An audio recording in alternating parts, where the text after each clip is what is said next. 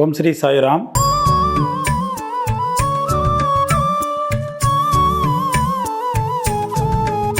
சாயி சச்சரிதம் அத்தியாயம் 4. பாபாவின் முதல் ஷிரடி விஜயம்.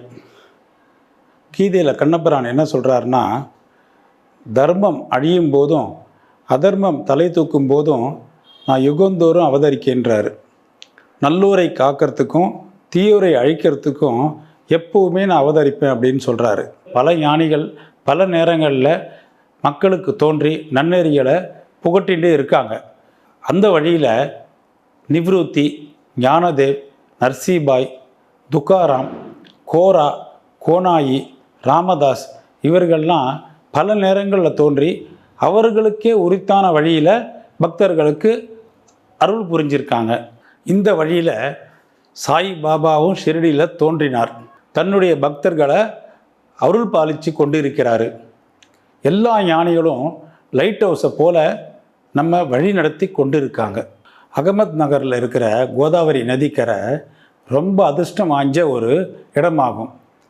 அது பல ஞானிகளுக்கு ஈர்ந்தும் பிறந்தும் அடைக்கலம் கொடுத்துருக்கு. அதில் முக்கியமானவர் ஞானேஸ்வர்.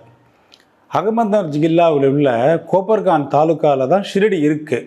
கோப்பர்கானில் இருக்கிற கோதாவரி நதிக்கரையை தாண்டி போனால் ஷிரடிக்கான பாதை தெரியுது.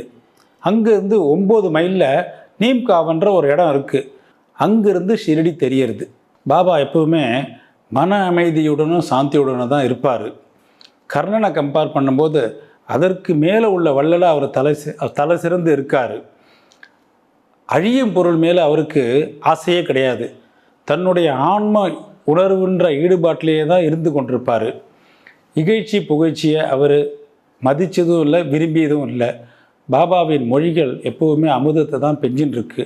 பாபா எப்போவுமே அல்லா நாமத்தை தான் சொல்லிக்கிட்டு இருப்பார். உலகம் முழிச்சின்னு இருக்கும்போது அவர் தூங்கி, உலகம் தூங்கும்போது அவர் சுறுசுறுப்பாக இயங்கிட்டு இருக்கார். அவருடைய மனம் ஆழ்கடலை போல ஒரு அமைதியான ஒன்று. அவருடைய இருப்பிடம் எப்பவுமே தீர்மானிக்க முடியாத ஒன்றா இருந்திருக்கு. பாபா தினமும் நூற்றுக்கணக்கான கதைகளை சொல்லுவார். ஆனால் மௌன விதத்தையும் கடைப்பிடிச்சார். மசூதியில் இருக்கிற செவுத்து மேலேயே தினமும் சாஞ்சின்னு உட்காந்துருப்பார். லெண்டி தோட்டத்தில் நடப்பயணம் செஞ்சுட்டு இருந்தார். சித்தராக இருந்தாலும் சாதகத்தை கடைப்பிடிச்சார். ஷிரடியில் இருக்கிற புல்லும் அரும்புகளும் மிக பெரும் பாக்கியத்தை பெற்றிருக்கின்றன. ஏன்னா பாபாவுடைய பாதத்தடியை எப்போ வேணாலும் முத்த முடியும். இந்த புனித சேத்திரம் அப்படின்னு சொல்கிறாங்க இல்லையா, காசி, பிரயாக, கேதார்நாத், திரியம்பகேஸ்வர், இதெல்லாம் எப்படி ஒரு புனித சேத்திரமாக பக்தர்களுக்கு, ஷிரடியும் நமக்கு ஒரு முக்கியமான சேத்திரம். பாபாவை நம்ம பார்க்குறது பெரிய யோக சாதனம். அவரோட பேசுறது நம்மளுடைய பாவங்களை ஃபுல்லாக கழிச்சிடும். அவருடைய பாதத்தில் நறுமண எண்ணெயை தேய்ச்சாலே அதுவே நமக்கு திரிவேணி சங்கனத்தில் கிடைச்ச ஒரு பெரிய பாக்கியம். அவருடைய பிரசாதத்தை சாப்பிட்றதும் உதியை இட்டுக்கிறதுமே நம்மளை தூய்மை ஆக்கிடும். நமக்கு ஆறுதல் அளிக்கிற அவரே ராமரும் கிருஷ்ணரும் ஆவார். பாபாவே நமக்கு பரபிரம்மம். பாபா ஷிரடியில் இருந்தாலும் அவருடைய செயல்பாடுகள் காஷ்மீர் டு கன்னியாகுமரி வரைக்கும் பரவி இருக்கும்.